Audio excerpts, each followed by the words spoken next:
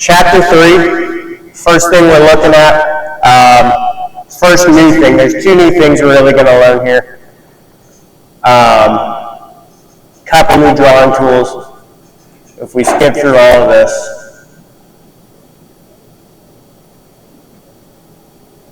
What this is showing at the beginning of the chapter is just how you can segment different parts. So they talk about taking your rectangle and your cylinder, combining it to get a shape similar to this. We're going to do all that. You guys are going to see it. I'm going to talk about it. To get started, when we make a new file, it's going to look a little different. We're going to the metric system. So instead of working with inches, we're working with millimeters. First thing I need you guys to do. Oh, I got two rolling.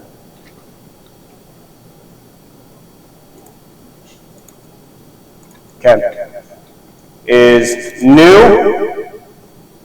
And then typically you'll just be in ENUS. I need you to expand ENUS, click on metric, and then we want standard millimeters metric.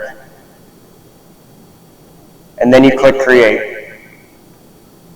There should be some way to verify that once we're in. I think it's in the bottom right. It should say MMGS. Maybe I'm going crazy.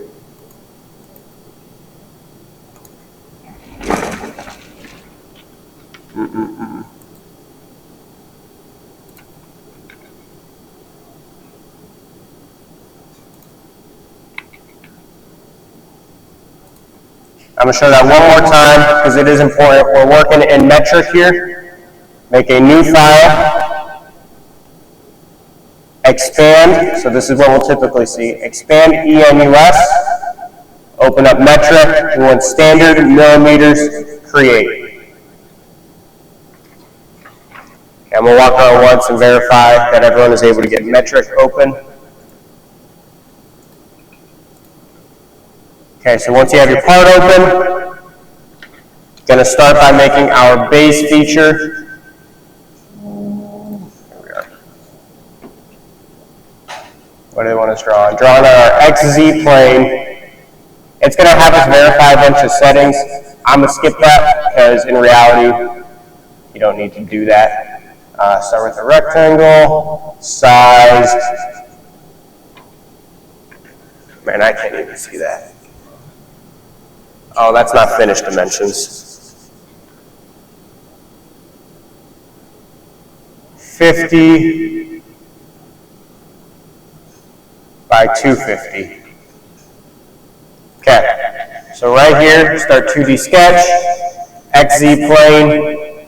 It's important to me that we start our sketches from the origin. So today I'm going to ask you guys, all your sketches start from the origin so that we can fully define. Place your dimension, 250 wide and 50 tall. I just want to verify that in the book one more time.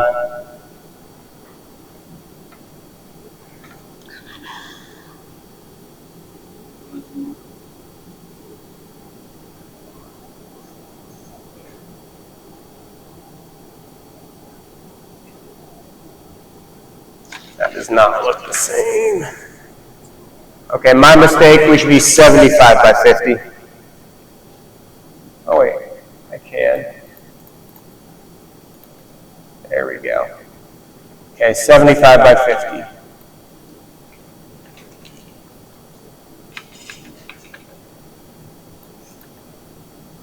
And when we get that, how far are we extruding? 15 millimeters. When you get that sketch, go in and extrude.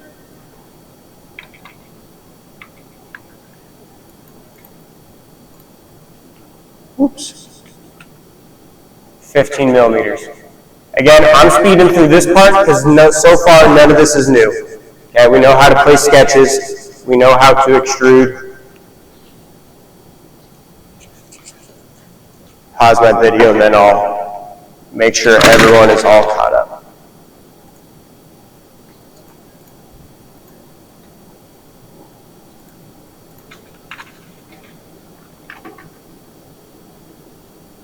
Okay, start a sketch on the bottom plane, use a circle.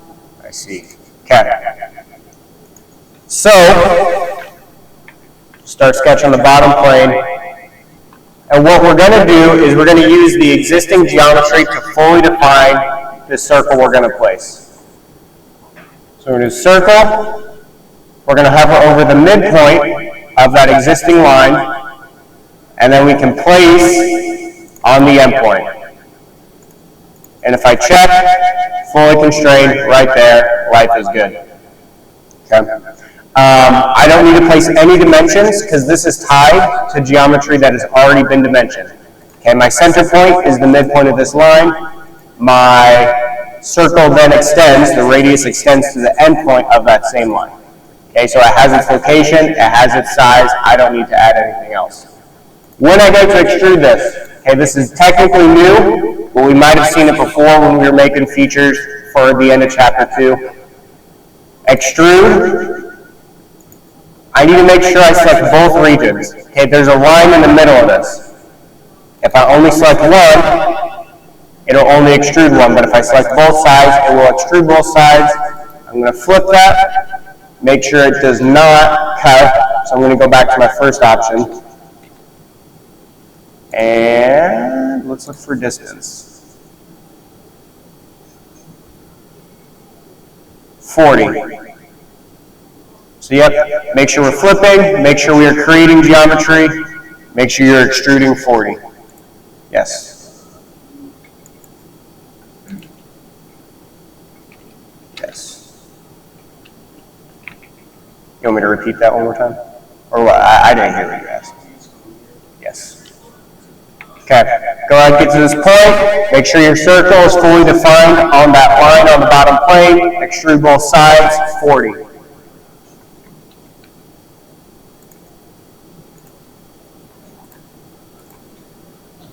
Okay, so that is pretty similar to what we already know how to do. Okay, but now instead of dimensioning things, we know we can define geometry using geometry that is already defined. Geometry just being our features. Let's look through here, next steps. Mo, would you? Oh, never mind. Okay.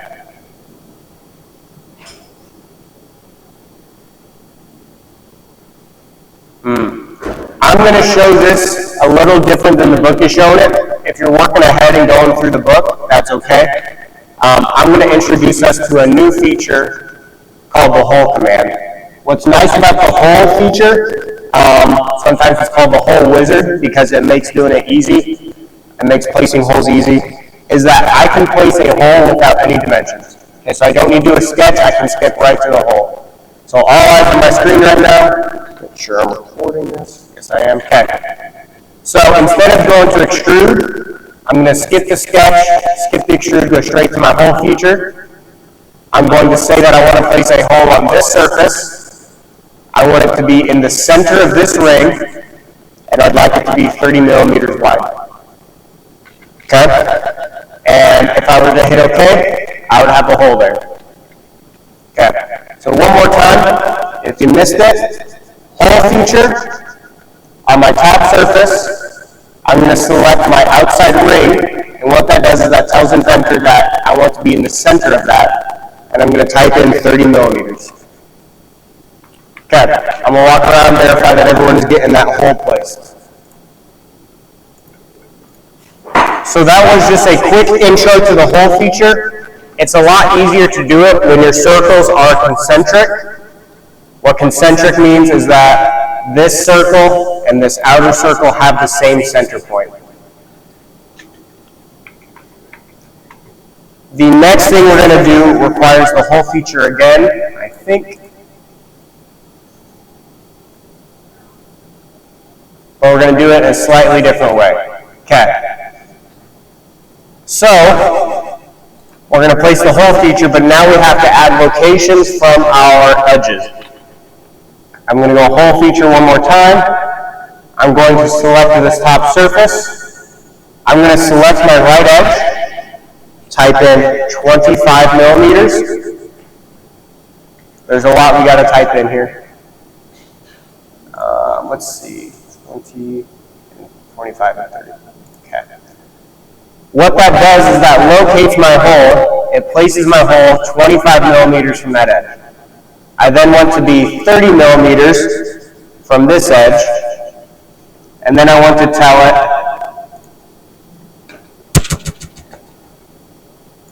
gotta sneeze.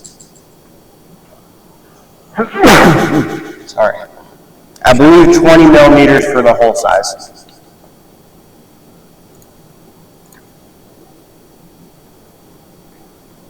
But let me double check that. Yep, 20.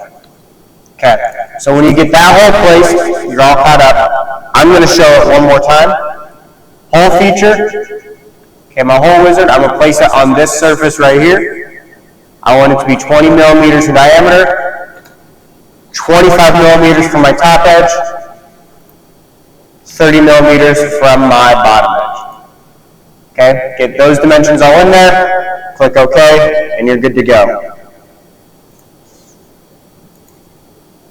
Moving forward here, last thing we're doing, this is the last feature for Chapter 3, is we got to cut out the rest of this slot.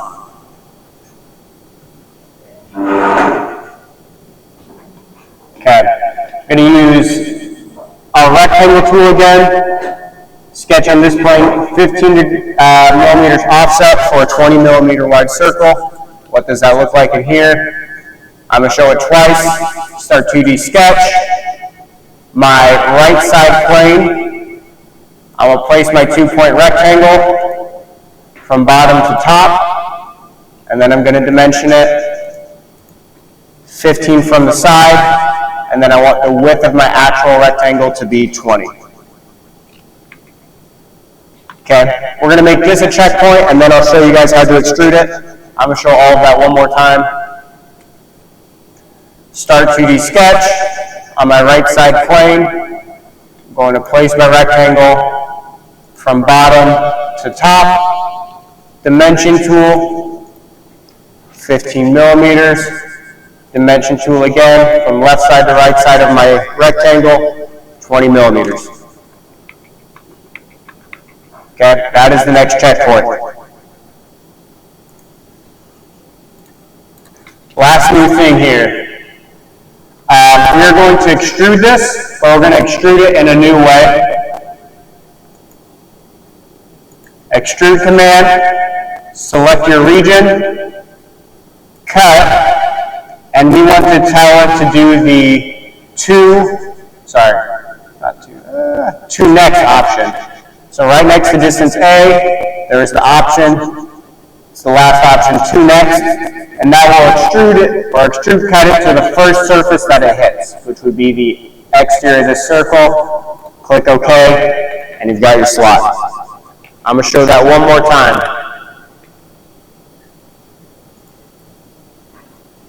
3D model tab, extrude, select your region, tell it to cut to the next surface, and click OK. Okay, that is the next checkpoint here before we turn in. Okay, so reminder, make sure we are saving. Chapter 3, guided practice. And if you need a reminder of how to screenshot, go to your snipping tool.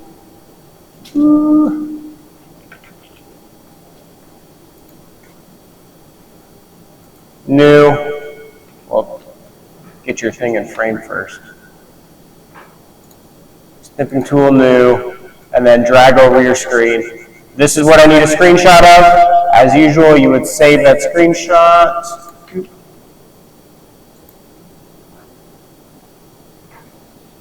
That is going to be Chapter 3, guided practice.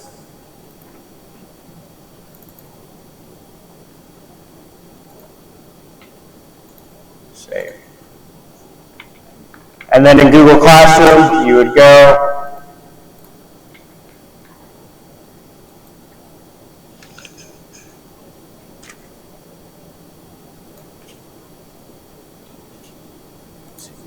Engineering 1, classwork.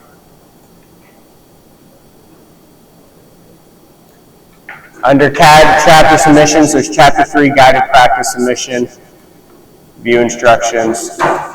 and then you can turn it in there. So take a minute, get that turned in, have your computer screen open, show me that you have that turned in. That is the end of Chapter 3, Guided Practice.